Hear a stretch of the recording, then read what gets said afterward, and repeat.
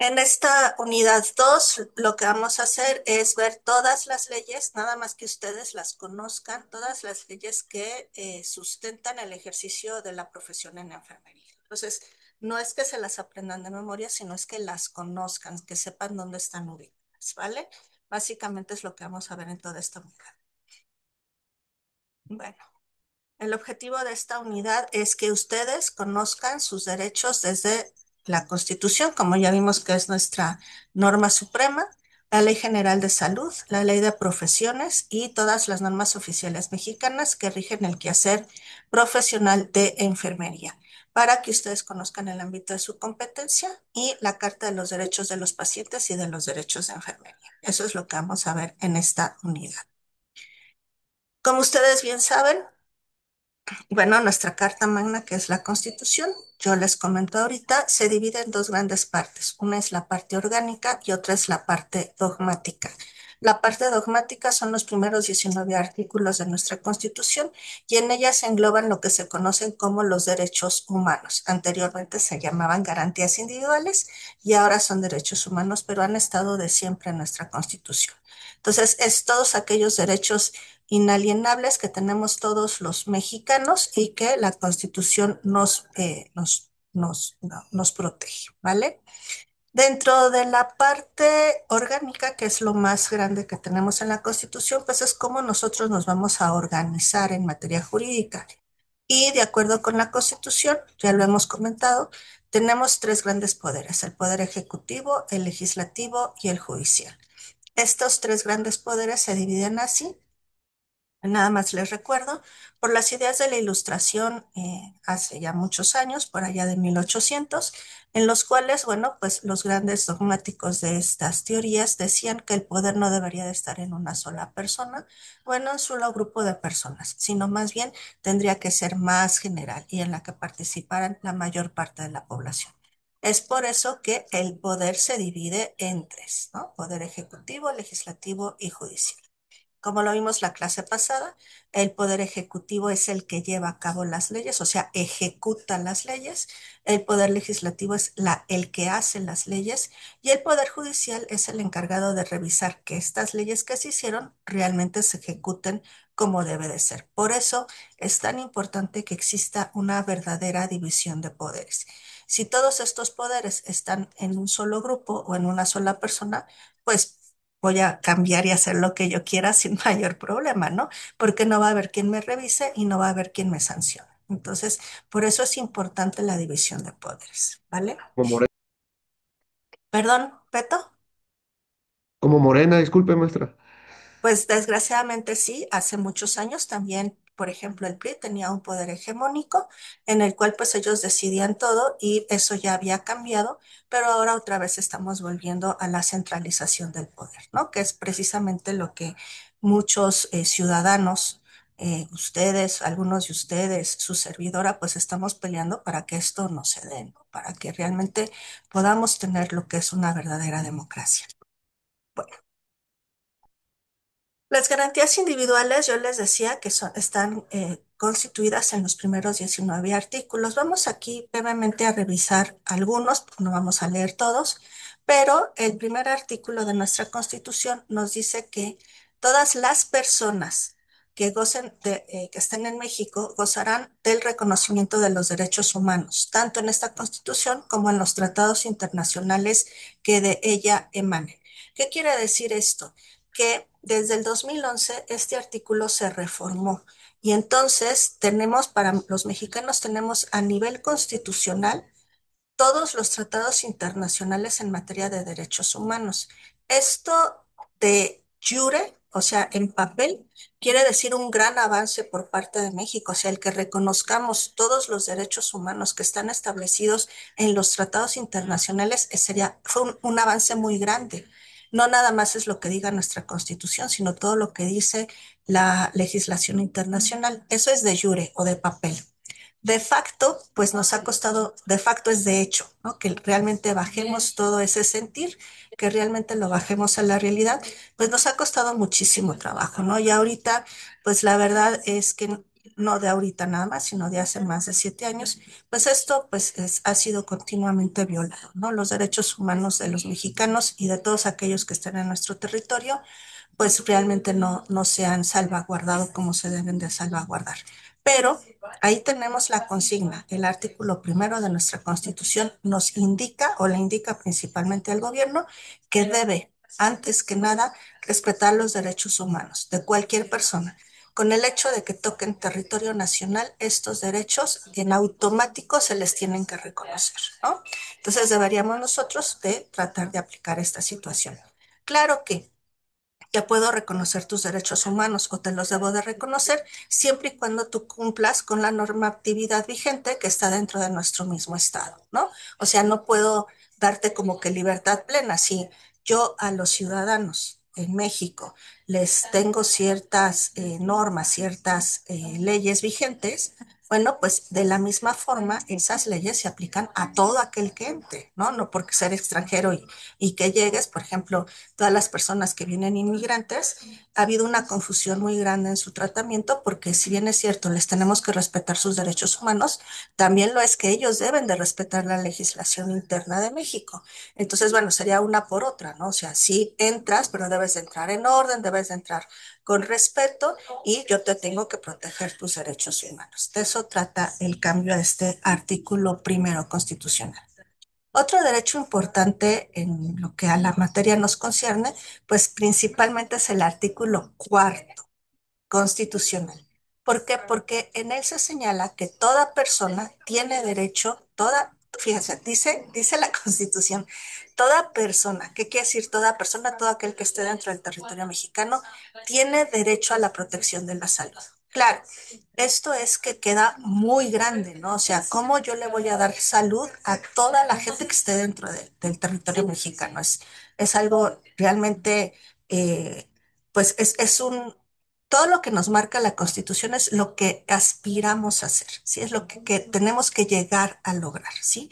Entonces, es muy difícil, pero es la obligación del gobierno principalmente y del Estado federal, así como de los estados y de los municipios, tratar de llevar a cabo lo que dice la Constitución. Entonces, tendríamos que buscar cómo le vamos a hacer para que todas las personas puedan tener protección a la salud. Esa es una garantía constitucional que nos marca nuestra Constitución y que nos avala nuestra Constitución. O sea, no es una prestación graciosa que el Estado diga, ay, porque me cae muy bien, se los voy a dar. No, es una obligación constitucional. Y aquí debe de quedar muy clara la diferencia entre obligación y prestación graciosa. Todo lo que esté señalado en la Constitución es obligación del Estado, te guste o no, estés de acuerdo o no. Si no estás de acuerdo, hay metodología, hay toda una forma para que cambies el artículo constitucional y entonces, bueno, pues se podrá cambiar. Pero si está ya puesto de fijo, lo tienes que cumplir sí o sí, sea quien sea. Por ejemplo, todo esto que luego andan vendiendo de que, sobre todo las pensiones de los viejitos, ¿no? Las ayudas que les dan a las personas de la tercera edad, a las madres solteras, etcétera, no es una prestación graciosa del actual gobierno, ya está establecido en la Constitución. Gobierno que llegue, gobierno que lo tiene que dar. ¿Por qué? Porque ya está constitucionalmente señalado. Si en un momento dado las personas, los ciudadanos consideramos que quizás es mucha carga fiscal o es mucha carga presupuestal, bueno, pues solicitaremos quizás su adecuación, su modificación, etcétera.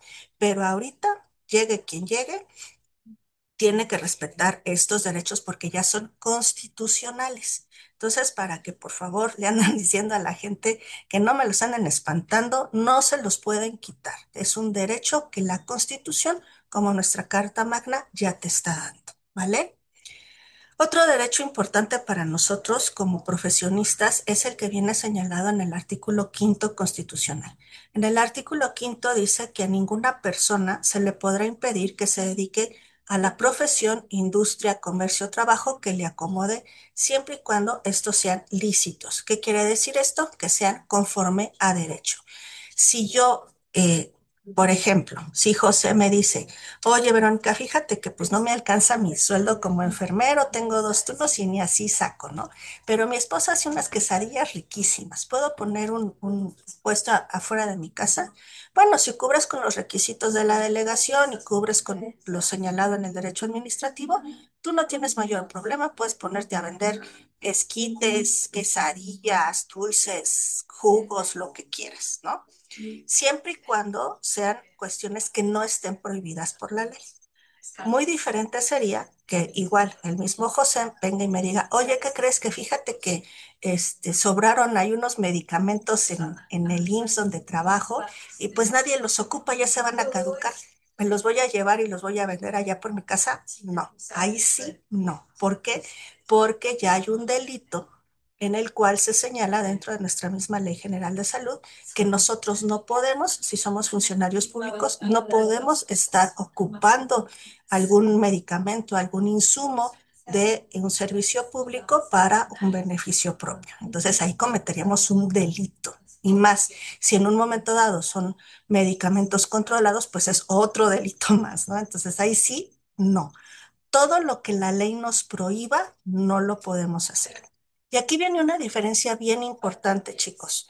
Todos los que trabajen en la administración pública, IMSS, ISSSTE, ISEMI, SEMI, MISFAM, Pemex, cualquier institución pública, ya vimos que hay organismos desconcentrados, descentralizados, etcétera.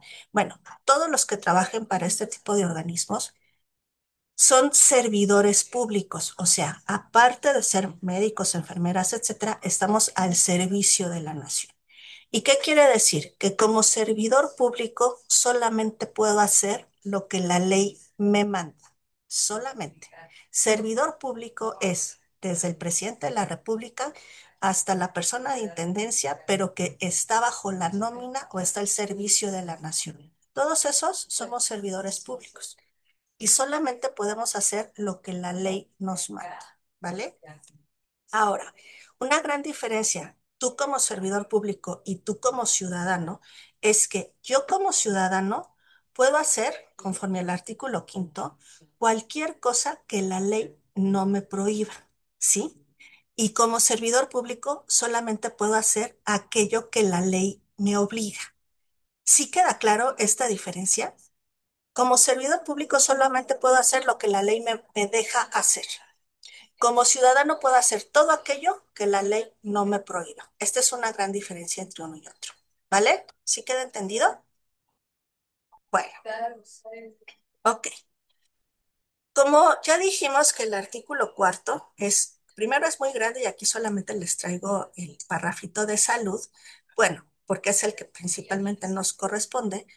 ¿Cómo yo voy a bajar esto que dice el artículo constitucional? ¿Cómo lo voy a hacer real? Ah, bueno, pues para todos los artículos constitucionales tienen su ley reglamentaria. Se hace una ley para poder bajar todas estas ideas que se manejan en la Constitución. Se hace la ley como para poder aterrizar lo que dice la Constitución.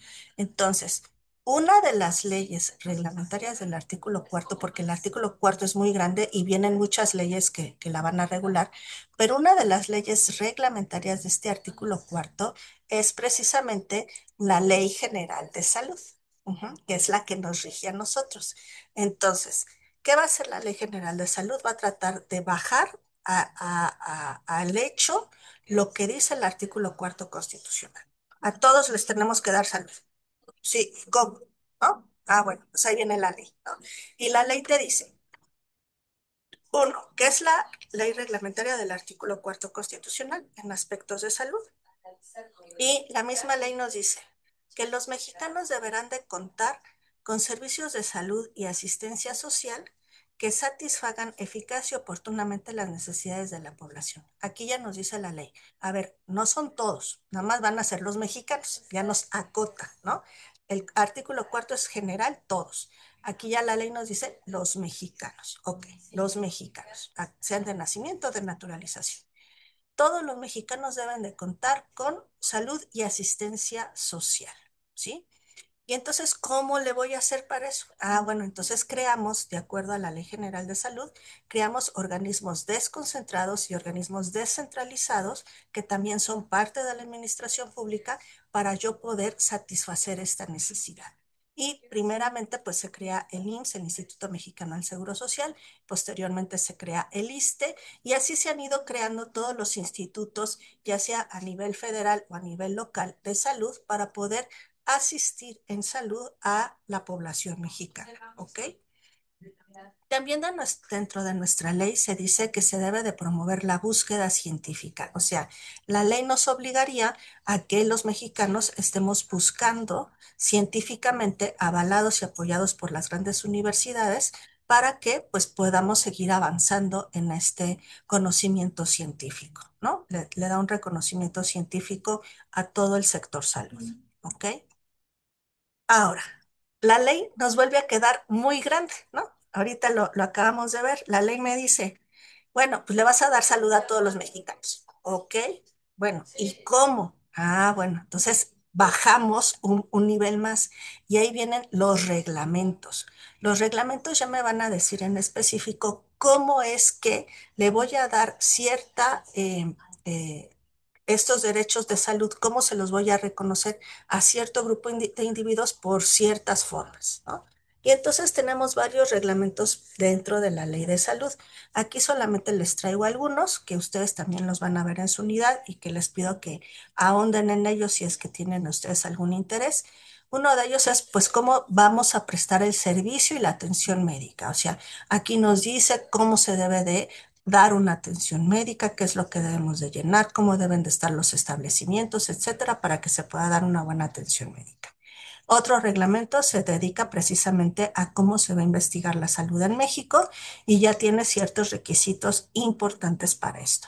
También tenemos todos los reglamentos y normatividad de la Secretaría de Salud, del IMSS, del ISSSTE, del ICEME, del ISFAM, del ICEMIN, de todos ellos. O sea, vamos acotando, ¿no? Como ven ustedes, el artículo constitucional es muy general. Y luego la ley lo cierra un poco. Y luego vienen los reglamentos, ¿no? Entonces, como que vamos acotando cómo es que se debe de llevar a cabo la atención de salud de los mexicanos.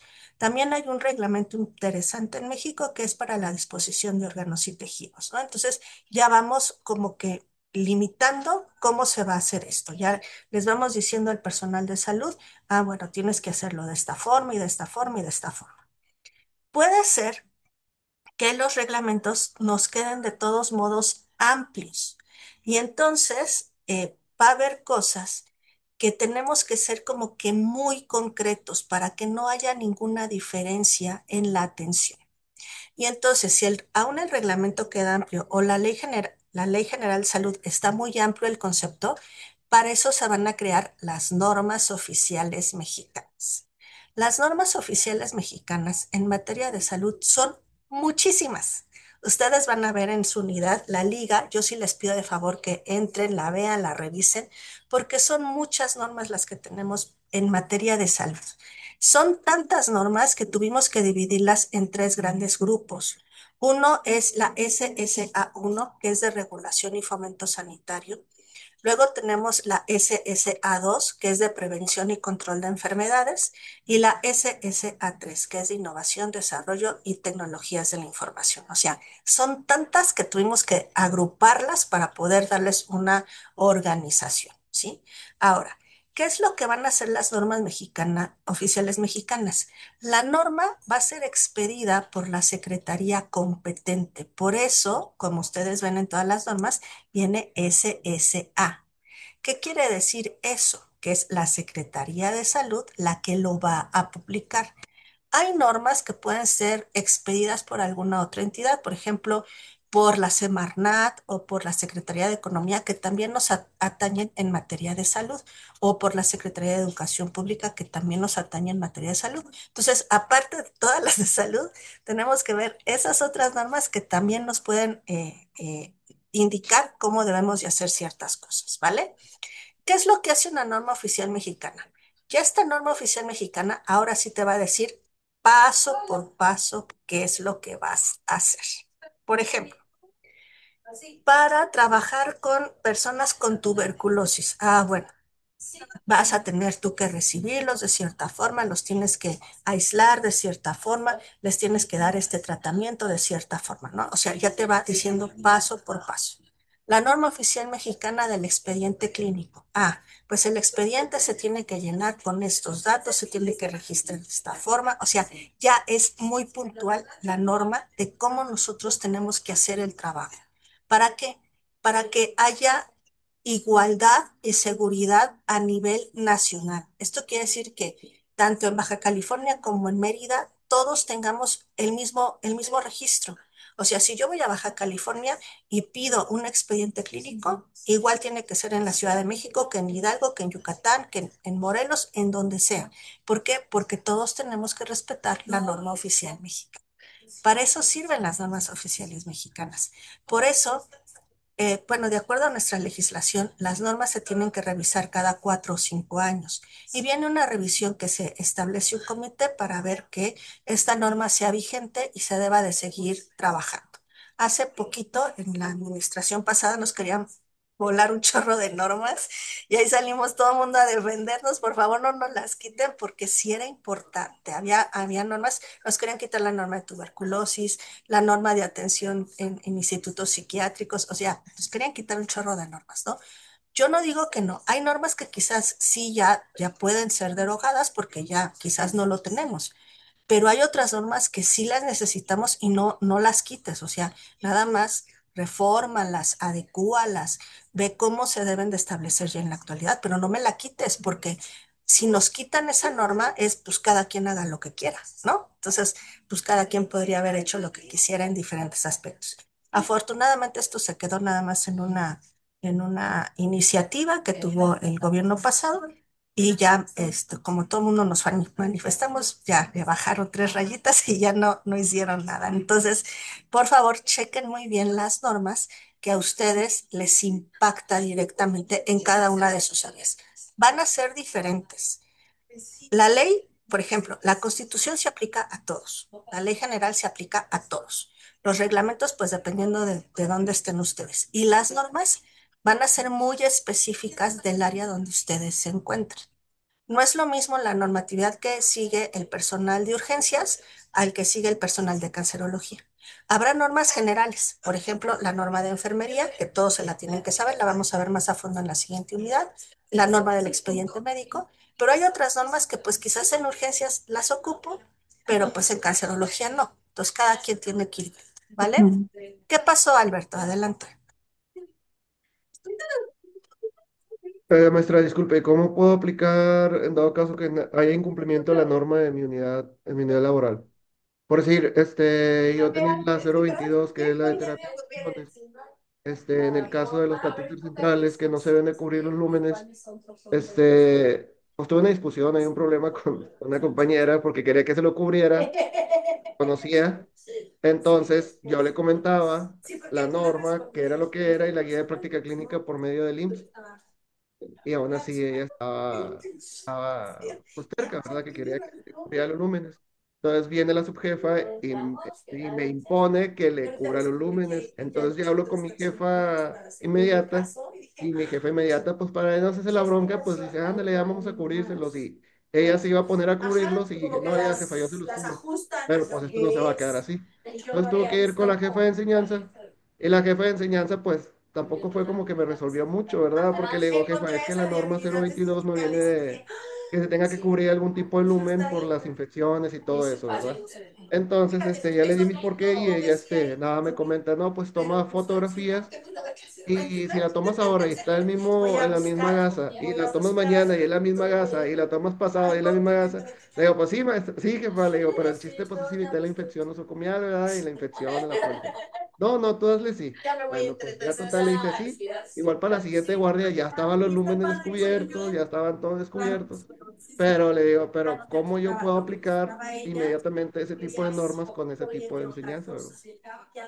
Pues mira, tú Porque pues, hiciste lo correspondiente que es ir con tus autoridades superiores inmediatas a ir y poner la queja. Ahora, si ellas no te hacen caso y si tú eres una persona sindicalizada, yo le pediría al sindicato que tomara nota de esto y si no, también sindicalizado no puedes ir al órgano interno de control y presentar una queja de que no se está llevando a cabo la norma.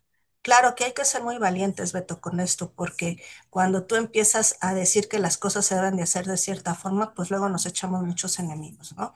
Sí, de Pero hecho, aquí el problema, perdón, sí, sí, nada sí, más termino y ahorita me sí, comentas, sí, ¿no? Aquí el disculpa, sí. problema es que tú primero les dijiste que no y luego lo terminaste haciendo. Aquí tú también eres corresponsable si llega a haber alguna infección o llega a haber alguna falta con esa persona. ¿Qué Ujú, es a lo que realmente le jugamos en sector salud? A que la mayor parte de la gente no conoce sus derechos, no conoce también sus obligaciones y muchas veces no se quejan. Pero puede ser que una de ellas, ¿no? Les salga una bazán por ahí y entonces vaya y les ponga una queja y te vas contra todos, ¿eh? Contra todos aquellos que intervinieron y que no hicieron bien las cosas como tenían que hacer.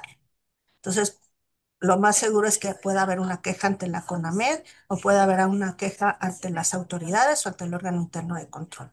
Para evitar esto, tú tienes que tener todo bien establecido en el expediente clínico de yo retomé el turno fulano de tal y el paciente estaba de tal forma, ¿no? Le informé a la jefa fulana de tal de la situación. O sea, de lo que tú estás diciendo en tus notas de enfermería, ponerle. Y que te digan, oye, ¿cómo vas a poner esto en la nota de enfermería? No, pues espérame, las cosas se están haciendo mal. Y yo no voy a andar jugando con mi trabajo ni voy a andar jugando con la vida de los pacientes. Si ustedes no quieren respetar la norma, yo tengo que poner que cómo estoy encontrando al paciente, cómo lo recibo en mi turno, cómo está y cómo están las heridas y si se pueden infectar.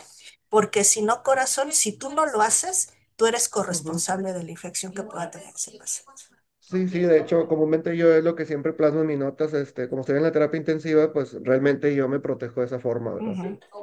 Y sí me bajaron, de hecho, me bajaron con las subjefas, como todas eran quirúrgicas y no estaban al tanto de ese tipo de normas de terapia de infusiones, pues ahí me estuvieron diciendo cosas y yo como quiera fui con la jefa de enseñanza, y ya pues la jefa de enseñanza me explicó. Y entonces pues ya así la dejamos y al día, en la guardia siguiente ya no se aplicaba ese tipo de procedimientos, que ahora que me fui, otra vez lo volvieron a hacer. Le digo, no, pues es que a fin de cuentas, pues no tienen conocimiento, no lo desconocen, ¿verdad? Y pues le digo, pues hay que leer la guía de práctica clínica, inclusive ahí también no aparece que se tengan que cubrir los lúmenes, pero por mientras, pues ya ahí me ganó una estrella ahí con las sujeras. No, pero tú tienes que defender tus derechos y te felicito y tus obligaciones. Y acuérdense algo que les dije desde la primera unidad. El desconocimiento de la ley no me exime de su aplicación. Aun y Exactamente. cuando yo no conociera la norma, aun y cuando yo no conociera el reglamento, si alguien me está diciendo y me la lleva y me dice, oye, mira, lo tenemos que aplicar así, pues lo tengo que aplicar, sobre todo si estás en sector público, porque en sector público les acabo de decir, los servidores públicos tenemos que hacer lo que la ley nos ordena. Si la norma dice que la debo de aplicar así, así la debo de aplicar. Y quienes están cometiendo en una falta son ellas totalmente. Y tú, pues ampárate, mijo, no hay de otra. Sí, pues ¿Cómo? no hay de Con otra. tus notas de enfermería No, y en un momento dado, pues hasta con una queja en Contraloría, ¿no? exactamente. Gracias, Sí. maestra, gracias por tu tiempo. Chicos, ya se nos va a acabar esta primer parte, entonces por favor nos volvemos a conectar si son tan amables para seguir con Sí, la muchas clase. gracias. Sí, Sí, maestra. por favor.